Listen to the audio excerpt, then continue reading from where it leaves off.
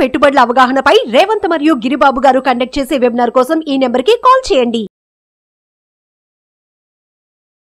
నమస్తే, welcome to Suman TV. నేను విష్ణు. ప్రస్తుతం నాతో పాటు QPFP qualified person finance professional Chari గారు ఉన్నారు. వారితో మాట్లాడదాం.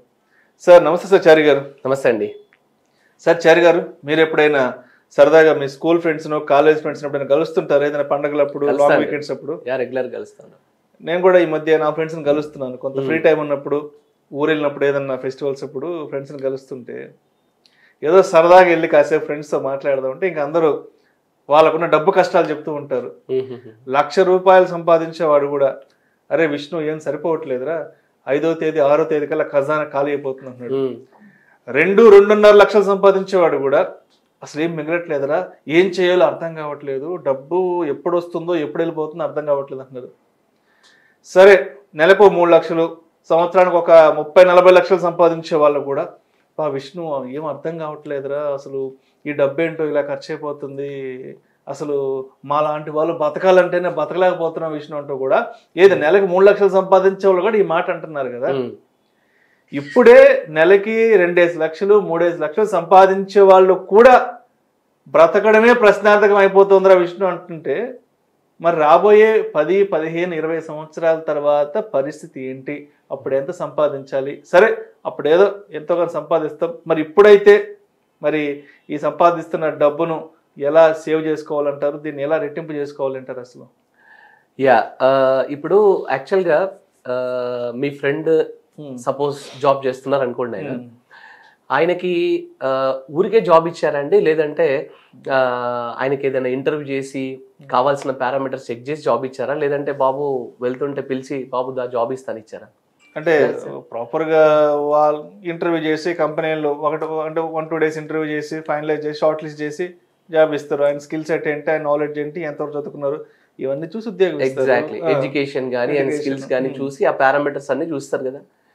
అలాగే మీరు ఈసారి ఎవరు కలిసినా సరే మీరు ఏం చెప్తారంటే, వాళ్ళు సంపాదిస్తున్న డబ్బు ఉంది కదండి, వాళ్ళు సంపాదిస్తున్న డబ్బును కూడా వీళ్ళని ఎట్లాగైతే ఇంటర్వ్యూ చేసి జాబ్ ఇచ్చారో వాళ్ళకి, వాళ్ళు సంపాదిస్తున్న డబ్బు కూడా ఇంటర్వ్యూకి పంపించి జాబ్ చేపించండి వాళ్ళ డబ్బుతో. ఏంటి సార్ డబ్బు? ఇది అంటే నిజం చెప్తున్నాండి, విచిత్రంగా ఉంటది. బట్ ఇంటర్వ్యూ చేయడం ఏంటి సార్, మనిషిని ఇంటర్వ్యూ చేయడం ఇది అంటే అర్థం కావట్లేదు కాన్సెప్ట్. కరెక్ట్. అస్తమానం మనం దేనికి అలవాటు పడ్డామంటే, మనం 24 hours వర్క్ చేయడానికి అలవాటు పడ్డామండి. అవును. కానీ మన తలరాత అంటే మనకు సంబంధించిన ఫైనాన్షియల్ సిచ్యువేషన్ మొత్తం చేంజ్ అవ్వాలి అంటే మనం అస్తమానం మనం డబ్బు గురించి వర్క్ చేయడం కాదు, మనం సంపాదించిన డబ్బు కూడా మన గురించి వర్క్ చేసేలాగా మనం చెయ్యాలండి. ఆ రోజు మాత్రమే మీరు అన్నట్టు ఫైనాన్షియల్ సిచ్యువేషన్స్ మారుతాయి. మీరు అన్నట్టు ఇవాళ 1,00,000 రూపాయలు సంపాదిస్తేనే గడవడానికి కష్టంగా ఉందంటే, రేపు పొద్దున ఇదే 1,00,000 రూపాయలు వస్తే ఇంకా గడవడానికి చాలా కష్టంగా ఉంటుంది. అలాంటప్పుడు ఏం చేయాలంటే, కొంత డబ్బుని మాత్రం ఇంటర్వ్యూకి పంపించి జాబ్ చేయించాలి. నేను ఆ కాన్సెప్ట్ క్లియర్గా ఎక్స్ప్లెయిన్ చేస్తాను చూడండి. డబ్బుని ఇంటర్వ్యూకి పంపించి దాంతో జాబ్ ఉద్యోగం చేయించాలి. ఎగ్జాక్ట్లీ. ఇంట్రెస్టింగ్ ఉంది. సో ఇప్పుడు ఫస్ట్ ఆఫ్ ఆల్ ఇంట్లో కూర్చున్న చదువుకొని బాగా చదివి ఉద్యోగం లేకుండా ఎదిగిన పిల్లవాడు ఇంట్లో కూర్చుంటే ఎంత నష్టమో, మనం సంపాదించిన డబ్బు కూడా ఖాళీగా కూర్చుంటే ఎంత నష్టం అండి. ఇప్పుడు చాలా కష్టపడి చదివిస్తాము, వాడికి ఉద్యోగం లేకుండా ఇంట్లోనే కూర్చున్నాడు అనుకోండి, అది ఎంత పెయిన్ఫుల్ ఉంటుందో, మనం సంపాదించిన డబ్బు కూడా ఏం పని చేయకుండా అలా కూర్చుంటే అంత పెయిన్ఫుల్ ఉంటుందండి. అందుకని మనం ఏం చేయాలంటే ఇంటర్వ్యూ చేయించాలి. ఇక్కడ ఒక లాజిక్ ఉంది. మీకు జాబ్ కావాలి అంటే కంపెనీ మిమ్మల్ని ఇంటర్వ్యూ చేస్తుంది. కానీ మీ డబ్బుకి ఏం కెపాసిటీ ఉందంటే, దానికి జాబ్ కావాలి అనుకుంటే, ఆ డబ్బుకి జాబ్ కావాలనుకుంటే అదే కంపెనీని ఇంటర్వ్యూ చేస్తుంది. ఫర్ ఎగ్జాంపుల్, మీరు ఒక కంపెనీ దగ్గరికి వచ్చి నాకు జాబ్ కావాలి, మీ కంపెనీని నేను ఇంటర్వ్యూ చేస్తా అంటే ఎలా ఉంటుంది? ఏమంటారు? కొంచెం పక్కకు జరుగు బాగుంటారు. అదే మీ డబ్బుకున్న కెపాసిటీ అదేనండి. అది దానికి కావాల్సిన పారామీటర్స్ని చెక్ చేసుకొని ఇంటర్వ్యూ చేసుకుంటుంది. సో నేను జాబ్ చేయాలంటే డబ్బు ఏమంటుంది అంటే, ఫస్ట్ ఆఫ్ ఆల్ నాకు సేఫ్టీ ఉందా లేదా అని అడుగుతుంది. 100% నేను నీ దగ్గర ఇన్వెస్ట్మెంట్ చేసి నేను జాబ్ చేయాలంటే నాకు సేఫ్టీ ఉందా లేదా అంటే. రెండవది నాకు ఫ్లెక్సిబిలిటీ కావాలి అంటది మీ డబ్బు. ఓకే. మూడవది నాకు ట్రాన్స్పరెన్సీ ఉండాలి, నాకు ఈ బ్లాక్ మనీలు ఇలాంటి తతంగా నాకు వద్దు, నాకు సేఫ్టీ ఉండాలి, కంప్లీట్ ట్రాన్స్పరెన్సీ ఉండాలని చెప్తుంది డబ్బు. అలాగే నాకు హై రిటర్న్స్ కావాలి అంటే నాకు హై శాలరీ కావాలంటది అనమాట మీ డబ్బు. ఫస్ట్ ఆఫ్ ఆల్ సేఫ్టీ అంటే ఏంటి, హై రిస్క్ ఉన్న రిస్క్ అంటే ఏంటి, ఫస్ట్ ఆఫ్ ఆల్ నా డబ్బు ఎక్కడైనా ఇన్వెస్ట్ చేస్తే అది ఫర్ ఎగ్జాంపుల్ నేను ఒక ల్యాండ్ కొన్నాను, ఒక 10 లక్షలు పెట్టి ల్యాండ్ కొంటే నాకు ఒక 2-3 years తర్వాత తెలిసింది అనుకోండి మొత్తము ఈ ల్యాండ్ అంతా కూడా ఆల్రెడీ డబుల్ రిజిస్ట్రేషన్ అయిందని తెలిసింది అనుకోండి, మొత్తం గోవింది, మొత్తం పోయినట్టే.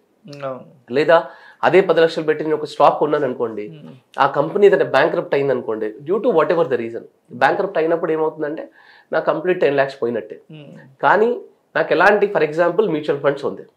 సో మ్యూచువల్ ఫండ్స్లో ఏం జరుగుతుంది, నాకు ఫస్ట్ ఆఫ్ ఆల్ నేను పెట్టిన డబ్బు మొత్తం ఒక 100-150 నేను పెడుతున్న డబ్బు మొత్తం 150-200 కంపెనీస్లో డైవర్సిఫై అయిపోయింది, ప్లస్ స్ట్రాంగ్ రెగ్యులేటరీ బాడీ ఉంది.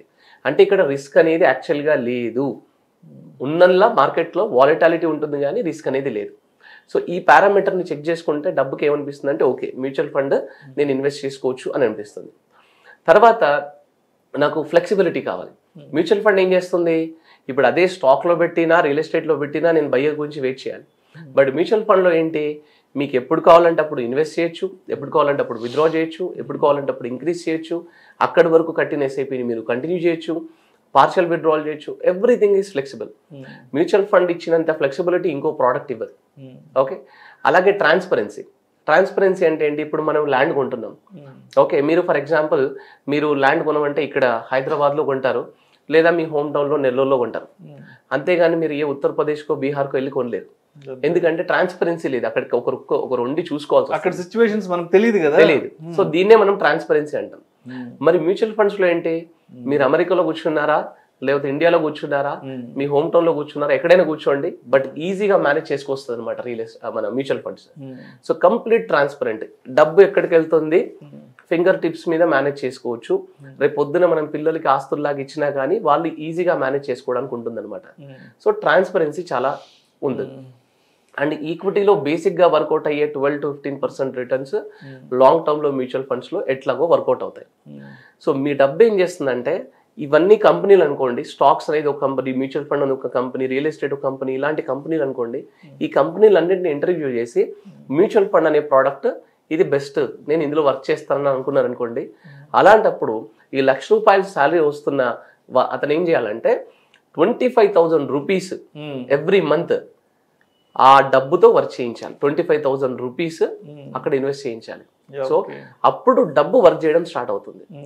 ఇక్కడ చాలా ఇంపార్టెంట్ అండి, మనం ఎగ్జాక్ట్ పాయింట్కి వచ్చాం. ఇక్కడ చాలా జాగ్రత్తగా వినండి. ఇక్కడ ఏమవుతుందంటే 25,000 rupees per month into 20 years కనుక పాకెట్ లోంచి మనం ఇన్వెస్ట్ చేస్తే ఎంత అవుతుంది, అరౌండ్ 60 lakhs రూపీస్ తన పాకెట్ లోంచి ఇన్వెస్ట్ చేశాడు. ఒకవేళ మార్కెట్ సేమ్ అదే యావరేజ్ 12% రిటర్న్ వేసుకున్నా తన రిటర్న్ ఓవరాల్ గా ఈ 60 lakhs తో కలిపి 2.5 crores అవుతుందండి.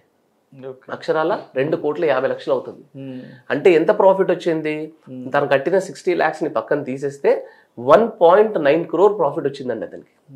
అంటే 1.9 crore ఎవరు సంపాదించారు, ఈ 1.9 crore ని తన ఇన్వెస్ట్ చేసిన డబ్బు సంపాదించి 25,000 సంపాదించుకుంటూ పోయింది. అంటే 1.9 crores divided by this last 20 years 240 months divide చేస్తే అంటే ప్రతి నెల 80,000 రూపాయలు సంపాదించిందండి. తను ఇన్వెస్ట్ చేసిన 25,000 రూపీస్ని కనుక ఇన్వెస్ట్ చేసుకుంటూ వెళ్తే, అంటే ఇక్కడ అర్థం చూడండి, మనం జాబ్ చేస్తేనేమో ₹1,00,000 సంపాదిస్తున్నాం, కానీ మన డబ్బు జస్ట్ 25,000 రూపీస్ జాబ్ చేయడం స్టార్ట్ చేస్తే అది పర్ మంత్ 80,000 రూపీస్ సంపాదిస్తుందండి. అంటే మీరు సపరేట్గా ఇంటర్వ్యూ తీసుకెళ్లాల్సిన అవసరం లేదు, డబ్బే ఇంటర్వ్యూ చేసుకుంటుంది సపరేట్గా. తనకు నచ్చిన ప్రోడక్ట్లో తనకు నచ్చిన దగ్గర వర్క్ చేస్తుంది. మ్యూచువల్ ఫండ్ అనే కంపెనీలో వర్క్ చేస్తుంది. మీరు కేవలం మీరు అన్నారు 3 లక్షల రూపాయలు సంపాదించే వాళ్ళకి సరిపోవట్లేదు అన్నారు, 2 లక్షలు ఎవరైనా సరే ఒకటే ఫార్ములా ఫాలో అవ్వాలండి. 25% of your money you should make your money work for you. దాంతో ఆ డబ్బుతో పని చేయించడం స్టార్ట్ చేయించండి. లేదంటే 20 సంవత్సరాల తర్వాత కూడా మీరు ఇంకా వర్క్ చేస్తూనే ఉంటారు. 20 సంవత్సరాల తర్వాత పెళ్ళిళ్ళైనా వాళ్ళ మీద డిపెండ్ అవ్వాల్సి వస్తుంది. మీకు ఇది ఒక అద్భుతమైన అవకాశం అండి. మీ డబ్బు మీ గురించి పనిచేసి పెట్టడం అనేది అద్భుతమైన అవకాశము. దీన్ని ఉపయోగించుకుంటేనే ఫ్యూచర్లో బాగుంటుంది, లేదంటే చాలా కష్టం అండి. ఇవన్నీ నేను ఏదో ఊరికి చెప్పట్లేదండి. గత 10 సంవత్సరాలుగా కొంతమంది ఇలా చేసి సక్సెస్ అయిన వాళ్ళు ఉన్నారు. కావాలంటే వాళ్ళది నేను నెక్స్ట్ వీడియోలో క్లియర్గా చెప్తాను. సక్సెస్ అయిన వాళ్ళు ఉన్నారు, వాళ్ళ డబ్బు వర్క్ చేయడం స్టార్ట్ చేస్తే 24/7 వర్క్ చేసి ఇవాళ వాళ్ళ డబ్బు ఏం జరిగిందంటే వాళ్ళకి ₹1,00,000 శాలరీ వస్తున్నా సరే వాళ్ళ డబ్బు చేసిన పని ఏంటంటే ఇవాళ వాళ్ళకి ₹1,50,000 పెన్షన్ వచ్చేలాగా చేసింది అనమాట. చాలా అద్భుతంగా వర్క్ చేస్తుంది. డబ్బుని ఇంటర్వ్యూకి పంపించండి, డబ్బుతో పని చేయించడం స్టార్ట్ చేయించండి. థ్యాంక్ యూ సో మచ్ చారి గారు. థ్యాంక్స్ అండి. డబ్బుని కూడా ఇంటర్వ్యూకి ఎలా పంపించాలి, దాంతోపాటు ఏ విధంగా పని చేయించాలి, అది పని చేయడం వల్ల మరి సంపాదన ఏ విధంగా సృష్టించవచ్చు అనే దాని గురించి చాలా చక్కగా డీటెయిల్డ్గా మన ప్రేక్షకులకు తెలియజేశారు. థ్యాంక్ యూ సో మచ్ చారి గారు. థ్యాంక్స్ అండి. నమస్తే. సుమన్ టీవీలో మీ పర్సనల్ అండ్ బిజినెస్ ప్రమోషన్స్ కోసం కింది నెంబర్కి కాంటాక్ట్ చేయండి.